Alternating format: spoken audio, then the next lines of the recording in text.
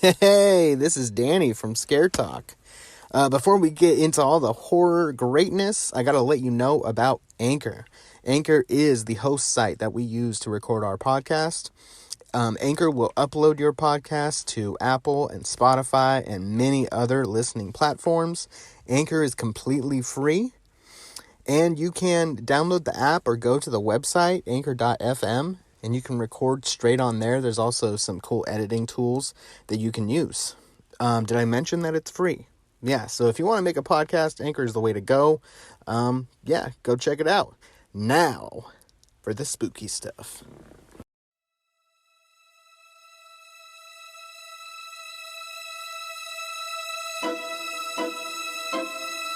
Welcome to Scare Talk, a horror movie podcast for horror fans. This podcast will cover horror movie reviews, ratings, and rankings. Now for your hosts, Danny and Joel. All right, this is Scare Talk. I am Danny, and I'm here with Jester Joel.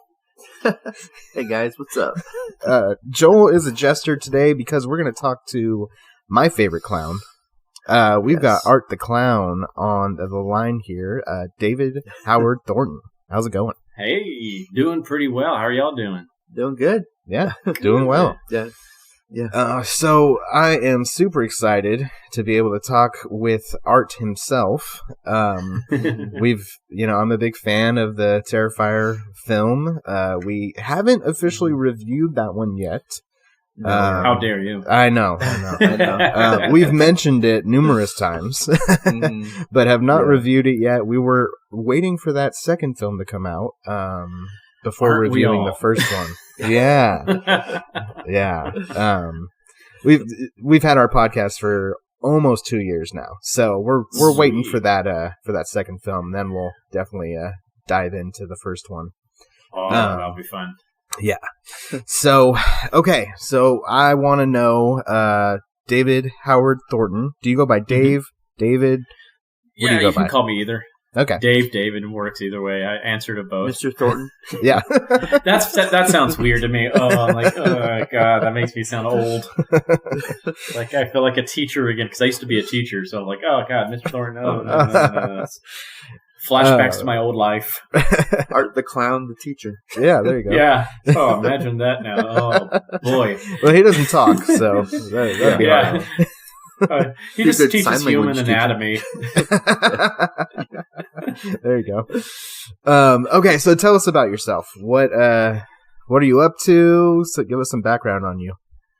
Well, right now I'm not up to a lot. I'm kind of on a break. I just finished a big, huge convention season, so I'm on break until February. So I'm enjoying that. I might be doing some pickup shoots for Terrifier 2, and maybe some stuff for another film I've been doing called Stream, but between now and then, I'm kind of enjoying some downtime, catching up with some movies, TV shows, and video games right now, so I'm not complaining. Okay, awesome. So is acting your day job, or do you have a... It is. Yeah? Oh, right. Awesome. It is now, yeah. I waited tables here in New York for about 13 years, so this is a nice change of pace. It just...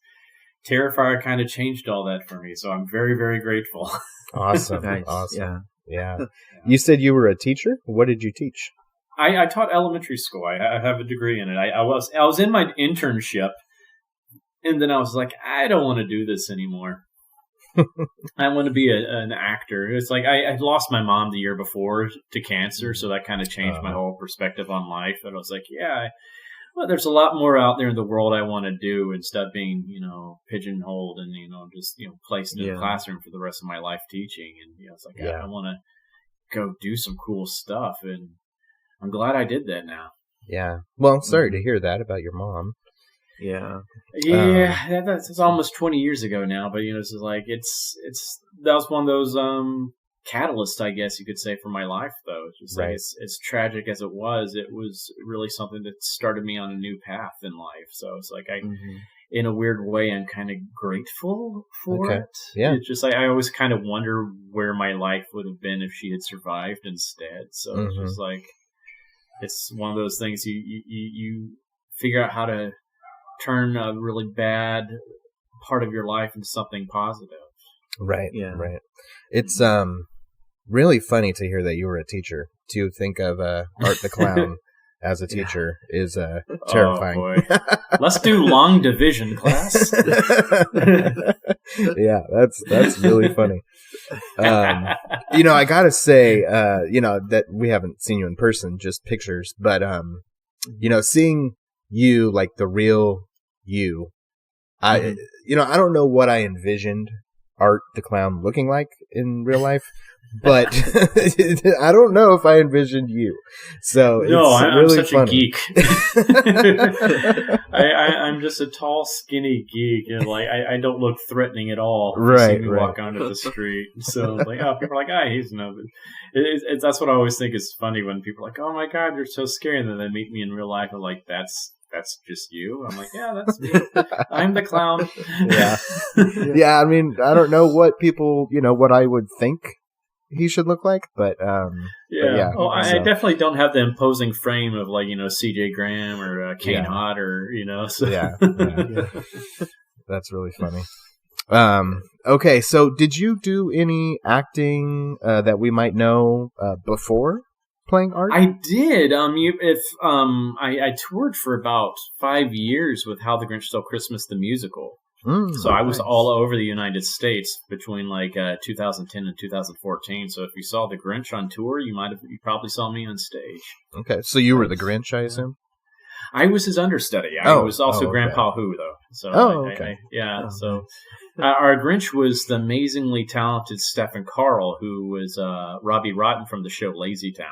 Okay. And unfortunately, he passed away from cancer a few years ago as well. But it's just like, I learned a lot from him. I put a lot of what he taught me into art, because Stefan was, professionally trained in this style of comedy, especially physical comedy, clowning, and all that kind of stuff. So he was able to take me under his wing and really fine tune the skills that I had been accruing during my whole entire life as an actor. And he's like, okay, I like what you're doing, but this is how to make it better.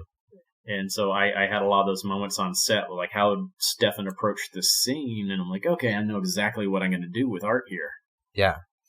Okay. Awesome. So had a great mentor. Yeah. No, I was going to ask you about the mime almost acting that you were doing, and some of that clown acting. If you had prior experience, so it sounds like you had a mentor in that department. Yeah, I never had there's some weird rumor out there. There's people saying I'm professionally trained as a mime. I'm like, no. I never went to school for any of that. I didn't even go to school for acting. I'm just a lifelong student. I learned from actually being on stage. I learned from just watching my betters, both in movies and being on stage with them. That's how I learned, usually. And so I don't really have, a lot of people have different, schools of thought that they went to for acting, like Meisner and all that kind of Stanislavski method and all that kind of stuff. I'm like, I just have my own style. I just developed myself over the years. Yeah. All right. Awesome. Well, we are loving the style that you bring to Art. It's definitely. It's so much fun to watch. Thank you. Yeah. So, Terrifier, I think, for anyone listening who doesn't know, it's about basically on a Halloween night, clown stalking and killing a few women. I mean, that's pretty much the gist of the story. Basically the whole entire story right there. We're not very heavy on plot. So. No, not yet. No, not yet. No, we're like so many other classic slashers from back in the day. It's right. Just like, what was the plot of Texas Chainsaw Massacre? What was the plot of a lot of those films? It's just like, it's really just the killer goes around killing people, and it's like, okay, that's fun. Yeah. Oh, definitely. It definitely has a throwback feel. Even the way it's filmed, and some of the lighting and colors that are used, and the score and all that. Definitely has that like 80s kind of vibe to it. Oh yeah, that was purely intentional too. It was our love letter to the genre. Yeah, you can definitely tell. So, but I do want to ask you about becoming Art the Clown, because, you know, there's makeup. I assume there's a lot of makeup and a lot of... no, it's just him. Yeah. He just comes on stage. Yeah. He actually does look like that normally. Hey, you know, I just made a deal with the devil, and it's like, Right, here you go, here's your face. I'm like, oh, great. This is perfect for radio. yeah, there you go.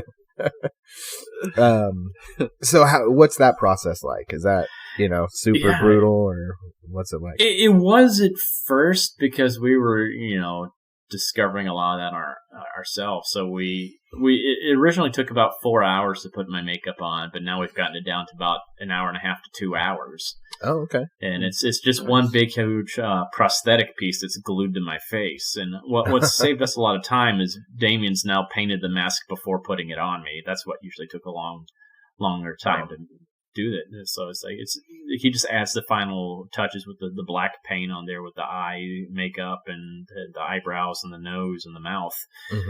But it's just one big huge piece that's glued to my face. It's the first two films we made it out of a gelatin mask, which was a pain in the butt because gelatin dissolves very easily if liquids get on it, and the prosthetic teeth that I wore would make me drool all the time. And so that would destroy the mouth area, especially because I'm making big facial expressions, so that would stretch out and crack the makeup very easily. So we're always having to constantly touch up my mouth area. I mean, sometimes it would just be falling to pieces. We're holding it together with like bits of paper and stuff like that. By then, we're like, well, we'll just throw blood on it so people don't notice the cracks and everything, and hopefully. So yeah, but we with the conventions and a few days of filming near the end, we started using a foam latex mask, which is a lot lighter and it holds up so much better with the makeup. It's like we barely have to retouch it now. It's like I love it so much more.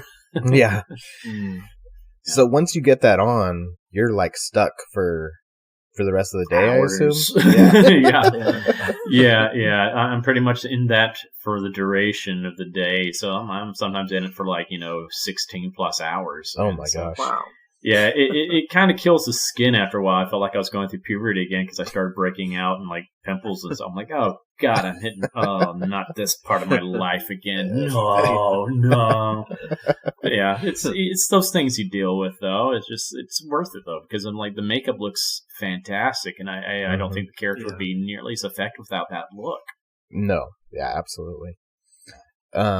I have an Art the Clown mask hanging up in my house. Nice. From Trick or Treat Studios. That was one of the only ones I could find. But yeah, they did a pretty good that job. one. Yeah, we have the Trick or Treat Studios, which is the more economical mask, I guess you could say. And then we have the Immortal mask, which is that $600 silicone mask, which is an amazing mask. Ooh, that's pricey. So I'm always amazed when people have bought that one. I'm like, wow, you really are a super fan. But I mean, it's a very well made mask too, so I can't. But even the Trick or Treat Studio mask for the cost, it's a great mask. Yeah, I was just happy to find one. So Terrifier's really taken off, become quite a cult following here. Yeah, we weren't expecting any of that. It was like we think we made a fun movie, but who knows what other people think? Because we were just a very, very, very low budget independent film, so we're like, well, who knows if anybody's even going to see this thing?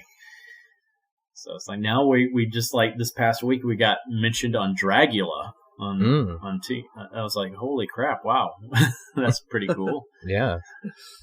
Yeah, a horror movie is only as good as their villain, right? And Art is definitely an iconic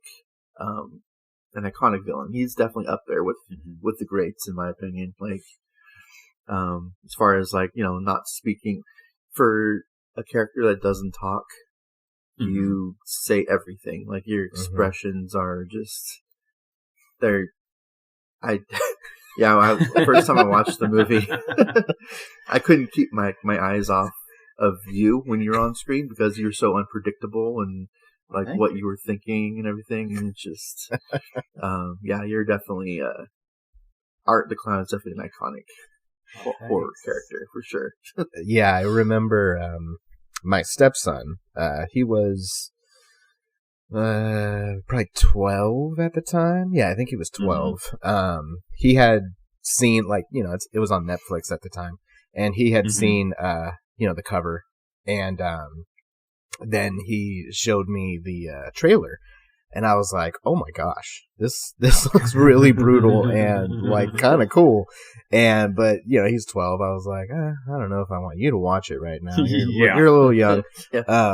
So that's kind of how I discovered it, and I remember putting it on and watching it, and that diner scene, the like pizza place where you're sitting in the booth across and making all these expressions and and just like these different looks. And I remember, I don't know if you remember, Joel, but I took a picture of the TV and I was like, this is awesome. Like, it was just so much fun to watch and like laugh. Like it made me laugh. But like in an uncomfortable way. Like, this is creepy. Yeah, it was very which is good. That's what we wanted. It's like, that's what I like about it, is like you're laughing at things that you shouldn't necessarily be laughing at. And I think that makes you really think about yourself. I'm like, what is wrong with me? I should not be laughing at this, but it's so morbid but fun at the same time. And so I think that's why so many people love Freddy Krueger so much back in the day, and Chucky as well. It's like they're funny, but in a morbid kind of way. And it's like you don't want to cheer for them because they are the bad guy, but you can't help but not cheer for them because they're so charismatic and fun to watch. And that's what I definitely wanted to bring to Art. And that's what I like about the character so much. He's like a blend of all of these great horror villains that came before him. He's a little bit of every single one of them, but it's like you kind of combined that, you know, that the ferocity and the silence of like Jason and Mike Myers with the charisma of like Freddy and Chucky, and then you have like this sadism of, you know, Pinhead, and like the cannibalistic nature of, you know, Leatherface and all that. And I think that's why he resonates so well with people, because he's a little bit of everybody. Yeah. You know, I didn't really put that connection together. That's so true. I'm trying to like put my finger on like what about Art is so enthralling, and that totally makes sense. There's a little bit of everybody. Plus, clowns are just kind of fun to watch anyway. They should always be capturing your attention. That's, you know, their purpose. But, you know, I kind of view Art as the anti-clown in a lot of ways, because, you know, clowns, their purpose is to bring joy and amusement and laughter to people, you know, and you know, they're there to, you know, cheer people up and make them have fun. It's like Art is there to bring pain and misery to people for his own enjoyment and amusement. And I think that's pretty messed up. It's like he's one of these, because usually when you see these killers in these movies, they're just kind of going through the paces. They're really angry and stuff like that. Art's doing it because it's just fun. He's just having a blast doing it. He revels in his mayhem, and I think that's just he's kind of like the Joker in that way. That diner scene is probably the best scene in the movie. Just because I love that scene. It's just there's so much in that one scene that with your character, just you coming into the diner. You've got your bag over your shoulder, which we never find out what's in that bag. I don't. Well, you do the weapons. The weapons. Yeah, that's right. Yeah, that's right. But it's like that was so great about that scene is that you see every aspect of that character in that scene. You don't need all this exposition explaining who he is, why he does what he does, and all that. You just see that, and you're like, you know everything you need to know about the character. And it's without any real dialogue from him. You know, so it's just like you know exactly what he's about from that scene, and I think Damon was brilliant with the way he developed that scene. I'm like, that's great. You don't have to explain a lot. Yeah. No, absolutely. So as far as the film itself, did you have input in like the story, writing, you know, things like that, or were you just kind of playing Art? For the first film, I had no input. All that was written before I even auditioned for the role. So it was, but while we're doing the scenes, because I'm one of these actors. I like to play around and experiment, especially with comedy, and I like to do different punchlines, do different takes, and see what works best. Yeah. And so Damien would let me do that from time to time. He's like, sometimes he knew exactly what he wanted for the scene. The other times he's like, yeah, go ahead and play. And especially with the diner scene, he let me play a lot with that. He gave me a lot of freedom. But for part 2, now that he knew my style and everything, we collaborated a lot. We would bounce ideas off of each other and, do that. And then he wrote some scenes in part 2 specifically, kind of like the diner scene, where he was just like, okay, this is the setup for the scene. But he wouldn't actually say what I do, because we're like, we'll just figure that out when we get into the actual environment and see what you have to work with there around you. And I'm like, that's awesome. So when we filmed those scenes, I just got to play. Yeah. We'll do so many takes. So we probably have, the films probably could be 3 times longer than it actually already is, because of all the extras that we have of me just experimenting. All these different takes on scenes. It's just like, we have some great stuff, but we had to cut some stuff out because of time and stuff like that. But it's just like, oh man, if we could just leave everything in there, it'll be an epically long movie. Yeah, I'm hearing it's about 2 hours right now as far as the runtime. Yeah, and there's really nothing else we can cut without it sacrificing the rest, important things for the rest of the film, because everything's connected in different ways. So it's just like, as long as you keep the audience exactly. You keep the audience engaged, they're going to be happy. And like we're so used to like 3-hour plus Marvel movies now, anyway. Right, so right. It's like people sat through the Snyder Cut in one sitting, so it's like people sat through Midsummer, and I'm like, it's just like, that's a long movie, and it's a slow paced movie. And Terrifier is not slow paced at all. It's like, I think the longest lull we have in the movie without anything crazy over the top happening is maybe 7 minutes. So but you have to have those lulls in those, so people have a chance to breathe. Right, it's like, and you can't just constantly just keep hitting them with over the top stuff and horrible scenes of death and stuff like that. You have to, you just get desensitized. So you have to find that fun balance in there. And I think Damien's done very well with that. Great. Really looking forward to that. Yeah, it's definitely not going to feel like 2 hours, I can tell you that. Okay. Great.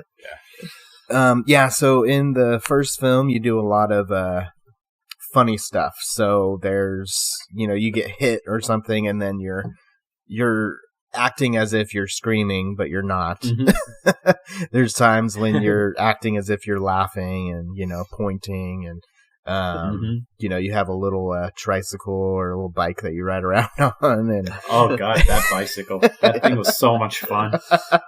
That was probably the funniest night on set. We were so delirious because that was maybe night number 4 off of so many nights back to back with no sleep. And so we were just all extremely giddy and delirious that night. And we had the hardest time getting through that because we're all just laughing so much, because I kept falling. It's like when you see me crash into the staircase, that was a real crash that Damien decided to keep in because he just thinks it's hysterical.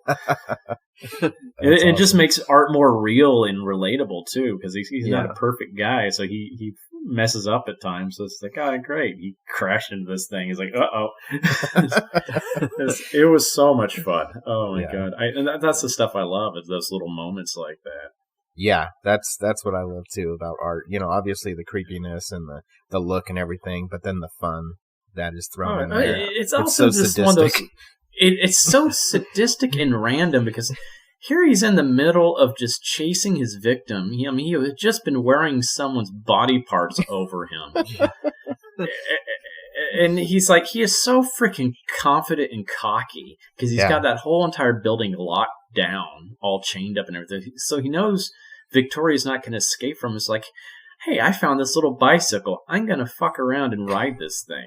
Whee! I love it. It's just so random. Yeah. I love it. I just love it. He's just like, yeah, I know. I'm going to have a little fun right now before I get back to the chase. Yeah. It's psychological, too. It really is. Messes with your head. And that's what I think is fun about him, too. He likes to try to break people down mentally, too. He's not just about killing people. He wants to really break people down mentally, especially his main victim. He like, originally it was with Jenna's character Tara, Mm-hmm. where he was trying to break her down mentally, and especially he gets her best friend and Yeah. does that horrible Yeah. stuff to her while she's tied up to a chair, and it's just like Yeah. One of it's the like most you brutal do that. deaths probably Oh my in god! horror. Yeah, he does Oh, mess just with her. you wait. Oh no. Oh, nice. Oh, just you wait till part 2. No, he definitely messes with her. He has her in the Yeah. chair, and then he pretends like he's gonna hit her with the hammer, the mallet, or whatever he's holding. Yeah. Numerous With that little times. axe and, Yeah, the little Oh, we axe. did so many different takes on that too. It was like I did a lot of funny takes. We did 2 different types of takes for that. We did some serious takes, which we actually put in the film, but we also did some where I was just being very clownish and doing funny things with the different weapons I was bringing out. There was like this one that looked it was like a rod with this big, huge metal spike on the end of it, so it looked kind of like a golf club. So I did the whole Johnny Carson golf swinging bit with her kneecap, like I was going to go hit her kneecap with it. And I was like, ha yeah, all that. And it's like, yeah, I mean, as much fun it was, they're like, this is just too funny for such a, what we're about to do. So it's Right, like, yeah, right, we need to go more Yeah. serious right now. I'm like, that's fine. But hey, we had options. Yeah. Yeah. So, what was that scene like? Cold, very, very cold.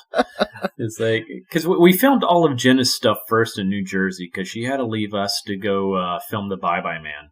So we did all of her okay. stuff first, and we had a change of location, and it was about 2 months later we filmed the rest with Catherine, with her hanging upside down, and that was done in a room that had no heat in the middle of January during like 20-degree weather.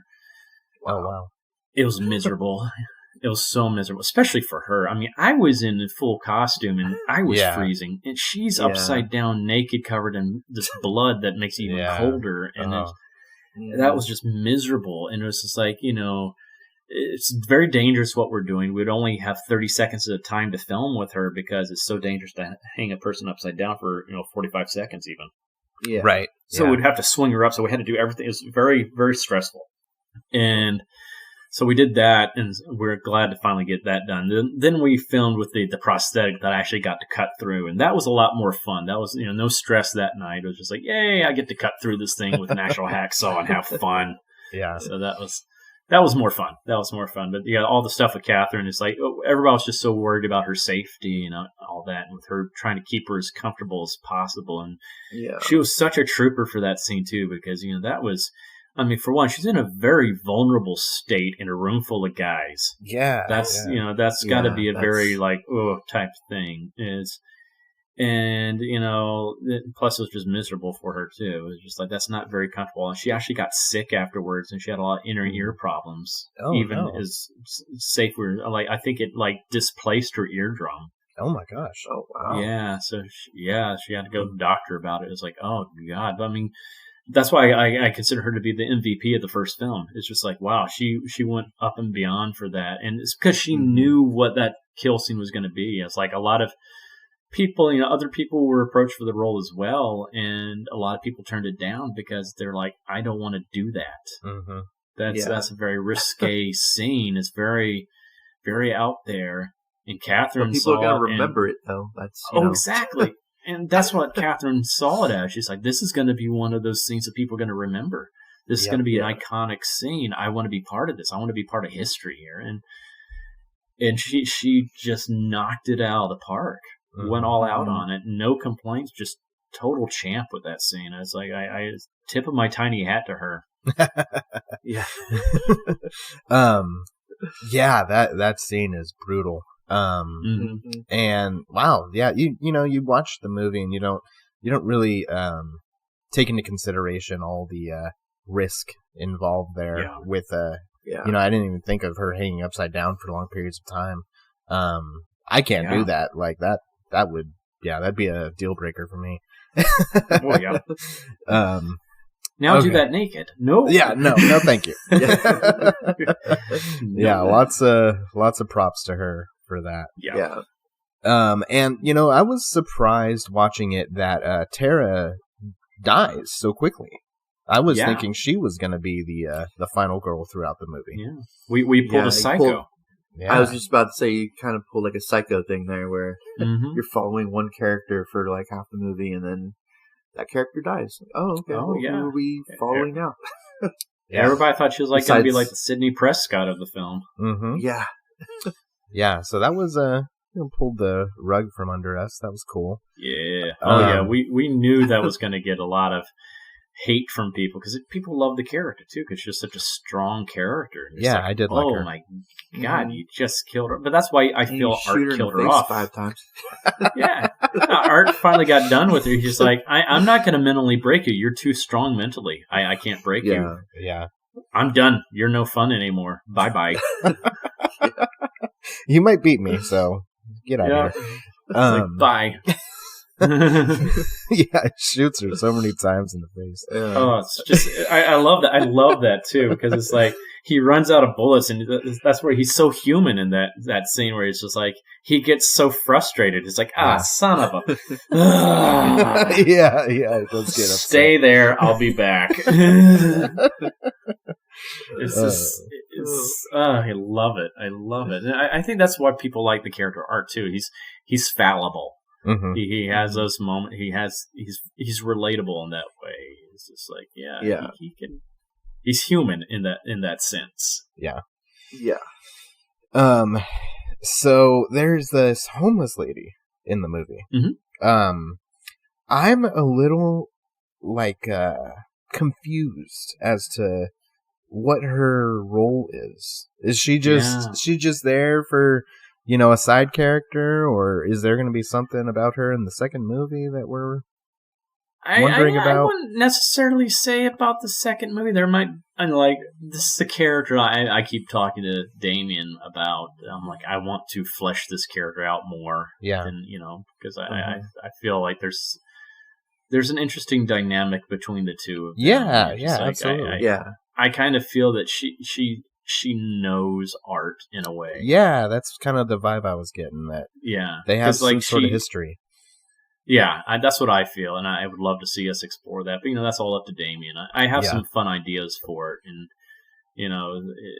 her and baby Emily. It's just like I think there could be something there. Okay. So I hope Damien takes me up on my idea about that all. Yeah. He she hugs you and you're like sucking your thumb and Yeah, it's I love that because random. There's so many ways to read that scene, and it's just like people are like, did she actually get to Art and like touch his human side or something like that? But I kind of look at it because that's one of those things I talked to Damien about. I was like, so what is the purpose of the scene? And I'm like, he's like, he's luring her in. Mm-hmm. He's like, he knows her weakness, right. That motherly instinct there, and he's like, let's just play that up, and I'm gonna, this is how I can really lure this woman in, so I can attack her now. Yeah, it's like, gotcha. That makes sense. He's for the smart that way. Too. It's that psychological aspect to Art. So it makes sense for him to do that. Yeah. Okay, so there is the ending of Terrifier, where we, obviously you get supposedly killed, and I really like the what was the line at the end? Something about getting a cheeseburger or the bacon. Yeah. It's like a croissant or something like that with bacon, with a side of bacon. Yeah. Something with bacon. It's just like, it's funny. It's so funny. It's just like, I love that line. It's something I like to joke about around with the actor Corey that plays him, because I'm like, it's one of those lines that's kind of like, what? But it's like, it's also such a real line too. Mm-hmm. It's just like, that's what I kind of like about a lot of the dialogue in this. It's like actually real dialogue. Mm-hmm. It's like, these are actually things people will say to each other. It's like, just give me some bacon. Well, the whole thing also is like, once you seeing a baby nuked in a microwave, it's like nothing really bothers. Like, but that's something that's actually happened, and it's just like, oh wow, that's actually comes from a real real world incident. Right, like, that did happen. Yeah. So then he unzips the body bag, and Art's just there, like, with this crazy face, and comes at him. Yeah. So, but then we learn at the very end that the sister, she's the girl that was at the beginning with the deformed face. Correct. So that face that she has is really crazy. So was that a prosthetic, or was that all, like, what was that? Oh, that's her real face. No, I'm kidding. No.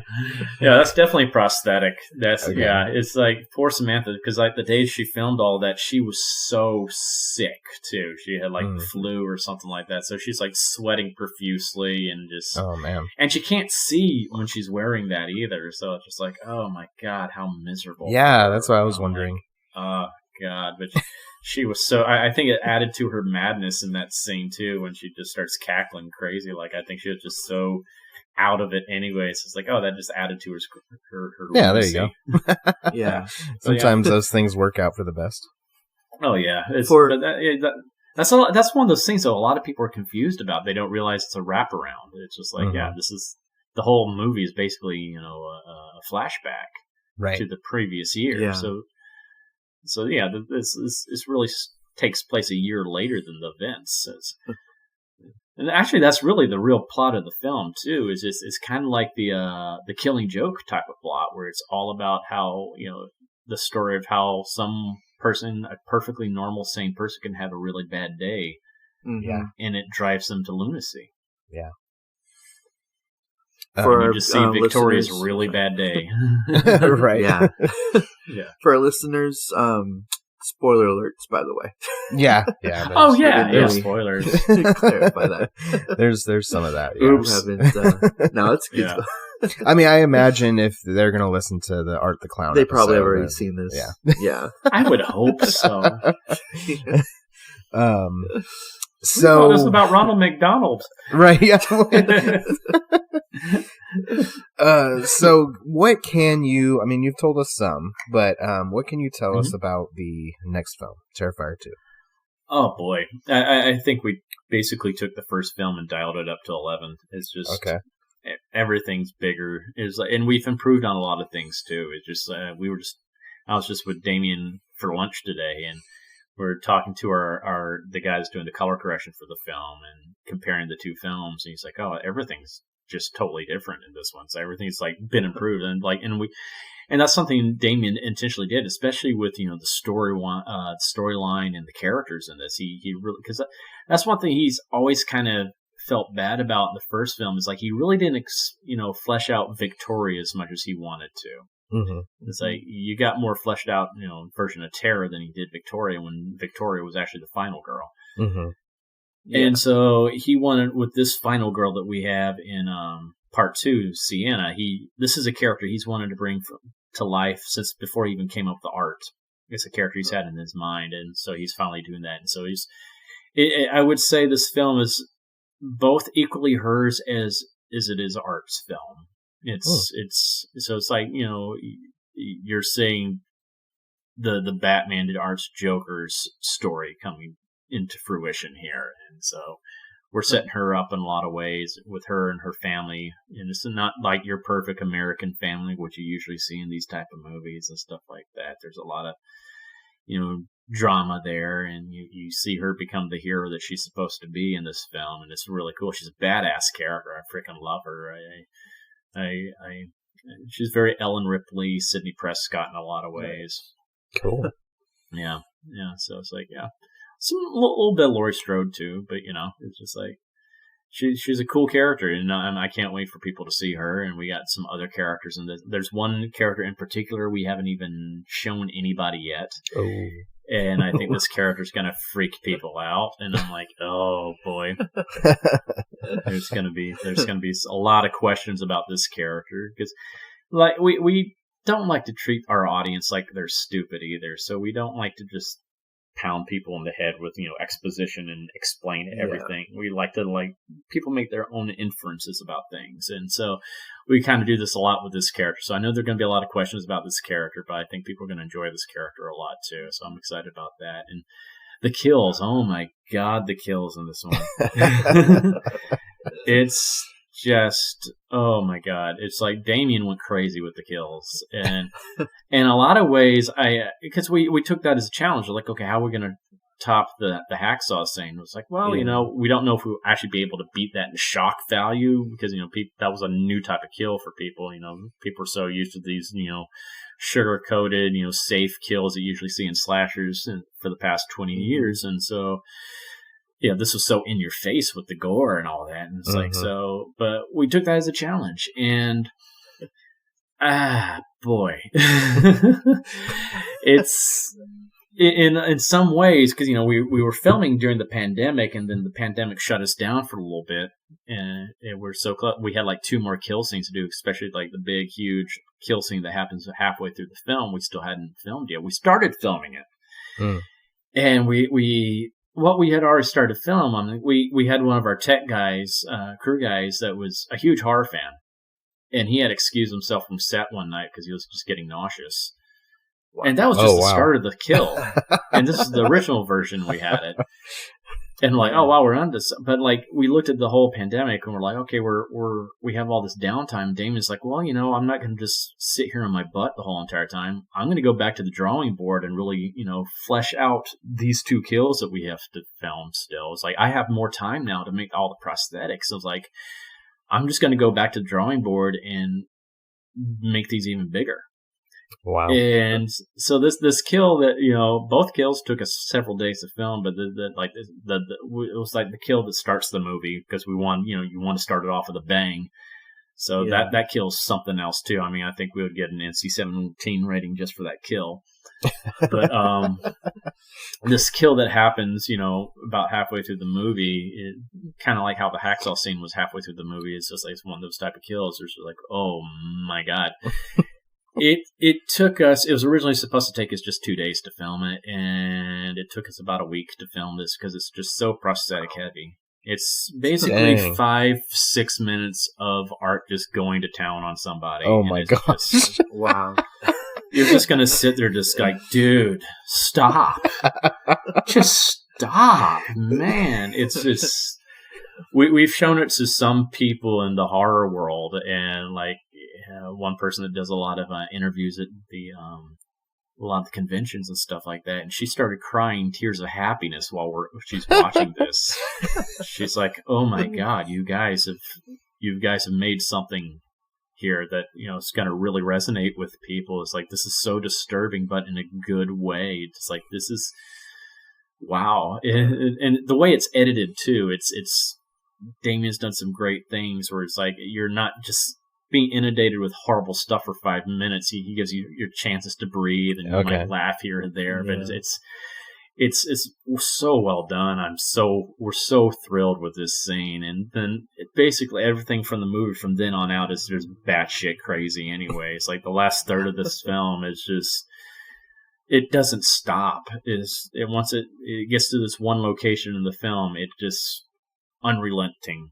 From then on out for about 30 minutes, you're not going to want to go to the bathroom for a while. Like, okay, or you might need to. Seat now. Yeah, that is possible. We're so excited. Yeah, wow. It's just, I think Damien really just outdid himself in all regards. The practical effects he went nuts with. Just the writing, everything is just improved on in this film, and I hate that it's been taking so long to get out, but it's because Damien wants to get this as polished as he can get it. He doesn't want to release something that's rushed or anything like that. So it's just like, this is something, is a passion project of his, and he is involved in every aspect of it. So it's going to be well worth the wait, I think, for people. I hope we're going to be bringing a new freshness to this genre, and we're going to be giving this genre a swift kick in the butt that it needs right now to get it back on track instead of this cookie cutter, just boring, tame slashers that have been coming out recently. It's like, we need to bring back the edginess. We need push that keep pushing that envelope, because that's what horror is supposed to do, is push that envelope. Yeah. You don't play it safe with horror. Exactly. That's the last genre. Comedy and horror, you do not need to play it safe. You always need to be taking risks and trying new things and going to new places with it. And so that's what we hope we're doing here. Okay. Knock on wood. Can't wait for that to come out. So, posted early 2022. We don't know. We don't have a month yet. No, we don't have that yet, because like we're doing our final edits, with the color correction and all that. And once we have that, that's when he's going to start shopping around to distribution. We already have some people chomping at the bit for us. I mean, we have first refusal right now, of course, with Epic, but who knows? It's like we're in a much better place than we were trying to shop around part one. So it's kind of good to know that there's already that demand out there. People want this film, so that's good. And so we want to release it in the best way possible for the public. It's like we know the content is pretty. It's a very hard R rating, if not NC-17. Yeah. So it's just like, if it can be released in theaters, that would be ideal. We would love that, because it's one of those films you definitely need to see with a big audience. Yeah, just for that experience. But, I'd love to see this in theaters. Oh my God, we did like a 4-minute preview of just a small scene in it at Texas Frightmare a few months ago.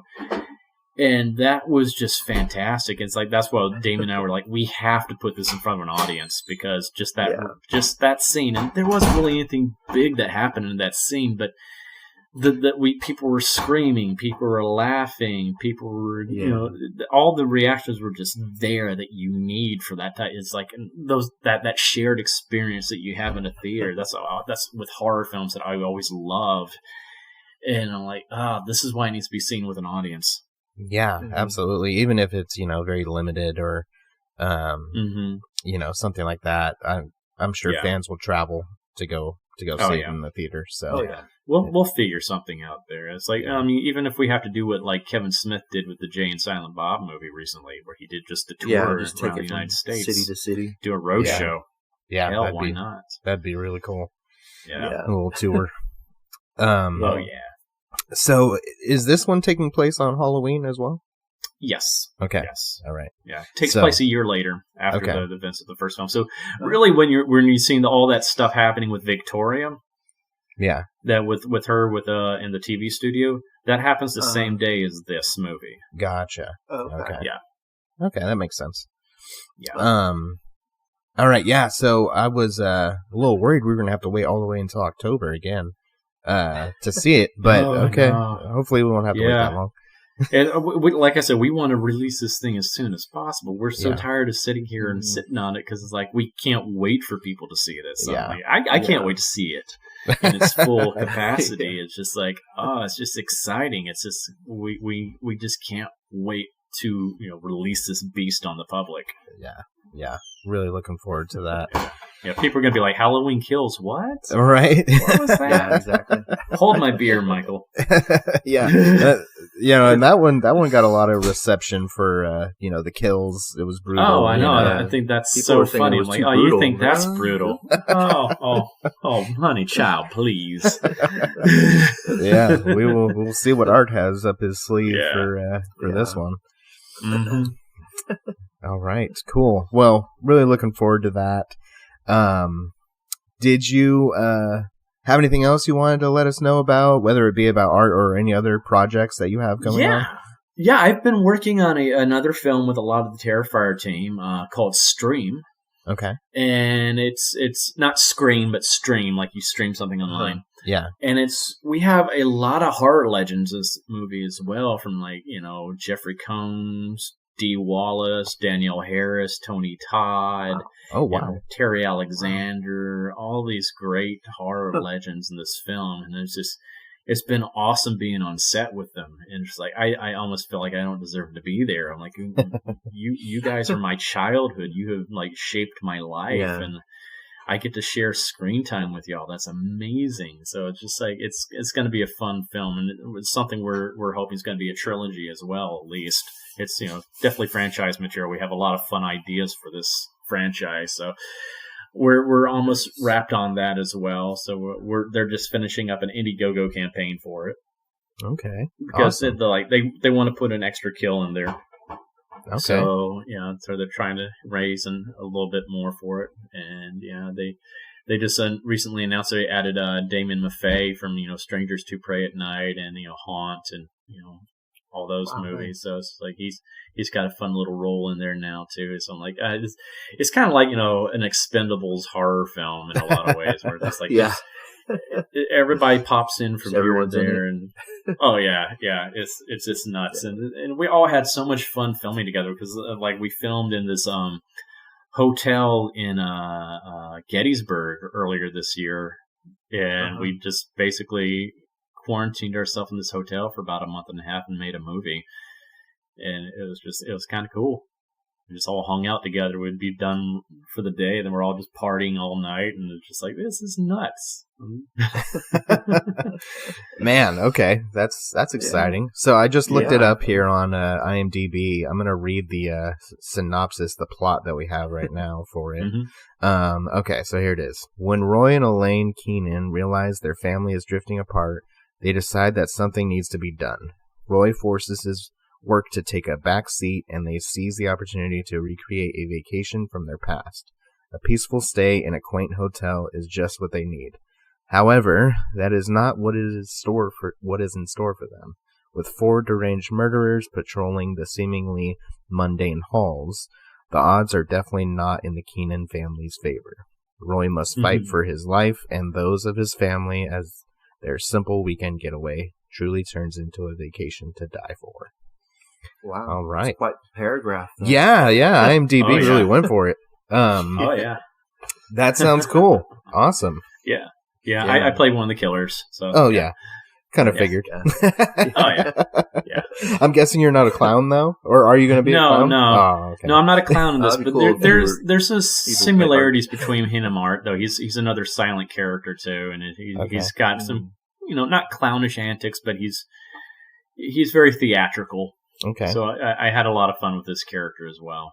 Yeah, I see your player 2 is your your character name. Yeah. Awesome. Yeah. Okay. We got some gnarly kills. Damien does the practical effects for it, so there's some pretty gruesome deaths in this as well. Cool. Yeah, it sounds like Damien does a lot of the prosthetics and practical effects himself. Yeah, he does. All right. Yeah, great. He's a talented man. Yeah, it seems like it. Yeah. Okay, cool. Well, Joel, do you have any other questions you want to ask Art? I think covered most, most of. Would you want to see Terrifier become like a franchise? Could you see doing this character another 5 or 6 times? As long as we can come up with fun ideas for him, of course. Yeah, I mean, he's such a fun character. Yeah, I mean, it's like I am definitely not nearly done playing him yet. I'm like, there's so many possibilities for this character. He's not one of those characters that's going to get dull very easily. Yeah. Yeah, no, not at all. Yeah. All right. Well, hopefully that will be the case. I think Art can be one of the icons for sure. Thank you. With the franchises. I mean, right now, I guess technically Art was in a previous film, All Hallows Eve. Yeah. Mm-hmm. But I'm not going to count that. He's Terrifier. Well, it's not. It's not. That was kind of like I kind of look at All Hallows Eve being like a proof of concept type of film, right? Because it's not. It's not in the same universe. It's like Terrifier. It's its own thing. Yes. Yeah. Definitely. People ask us if the movies are connected. They're not connected at all. No. Okay. Cool. Yeah. So, anybody listening, if you haven't seen Terrifier, we probably spoiled the whole movie, but go ahead and still watch it anyway. Go ahead and watch it. But be prepared. It is very brutal. Very much a hard R rating. And look out for the next one, Terrifier 2, sometime early next year. And even those first couple of kills, you don't see them die at the diner, but the effects, seeing them as just hollowed out, it's an intense death scene there too. So. and we did the jack-o'-lantern head before Halloween did it. So true. So, yeah, that's true. Yeah. Copycats. I remember thinking that when I watched Halloween 2018. I remember thinking, Yeah. that looks familiar. I Yeah. was like, how quaint. Right. And when you see that, and then when you see Art chop the the other guy's hand off and blood just splatters all over, it's like, okay, you know what you're getting into now. This is this is not going to be a tame horror film. Oh no. No. And that was a one shot we had with that hand too. We only Yeah. had one hand, and I only had one shot at it. I'm like, okay, no pressure. Yeah. It worked perfectly. That was so much fun to do. I was like, wow. Because I used a real knife for that too, so I was like, whoomp. Yeah. Cut it Right through off that completely. thing. Oh yeah. It worked well. All right. Felt badass. All right, well, David, I know you got to get going, so we're gonna end here.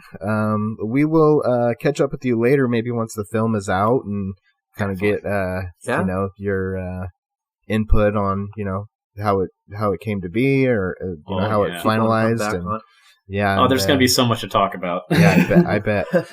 Okay, so yeah, we'll hook up with you later, and sounds good. Anyways, have a good rest of your day. Thank you very much, and thank you very much for having me on. Yeah, absolutely. Of course. All right. Yeah, it was a lot of fun, for sure. So this has been our interview with Art the Clown himself, David Howard Thornton, and this has been Scare Talk. Sleep tight. Don't let Art bite. No. Thanks for having that. Awesome.